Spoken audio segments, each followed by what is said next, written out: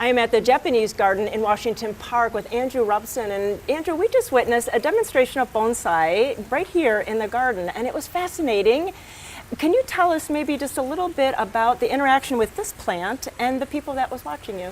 Yeah, so this is one of my trees, and I brought it up here because it's a very young bonsai. It's a very old tree. It's about 700 years old, but it's only been a bonsai for about 1 year. Wow. And so I brought it up here to contrast with some of the other trees here that are more developed, more kind of refined as bonsai. Yeah, and I was just doing a little bit of work on it, doing some deadwood cleanup and preparation on it. So is it finished? Is it ready to go on display? This tree is not finished. Oh. It has about 10 more years until I'm really going to be happy with it. In bonsai, it's a long game. It's not like painting where something's done in a week. These trees take decades to develop and grow, and so this tree still has a long way. It will get in a pot in a few years once it's a little bit more deserving. And then when you do demonstrations like this, what are some of the questions people ask? The number one question that I get asked is, how old is it? And these trees vary in age. Size doesn't mean age. I have a tree that's about 5 feet tall that's only 40 years old. This tree is only about 1 foot tall and it's 700 years old. Yeah. What do you do when you go on vacation? When I go on vacation, I get a very, very skilled friend to water for me. That would be my question. Yeah.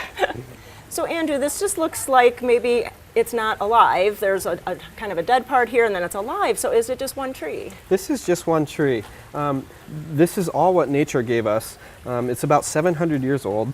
And so this kind of white wood here that's been eroded, beat up in storms, this is all still part of the tree. The part that's living is this orange live vein here, this kind of orangey browny live vein, and that's supporting all this green foliage here. So that's what goes in, gets the roots a lot of nutrients and water, and that's what supports the whole tree. And you've kind of manipulated this part because you've kind of thinned it out, there's wire on it, so you've kind of been doing your magic to it. Right, so with these old collected trees, what we do is we pick the best front, we pick the best angle, and then we manipulate the live foliage to complement that. So this here is the front. All bonsai have a front.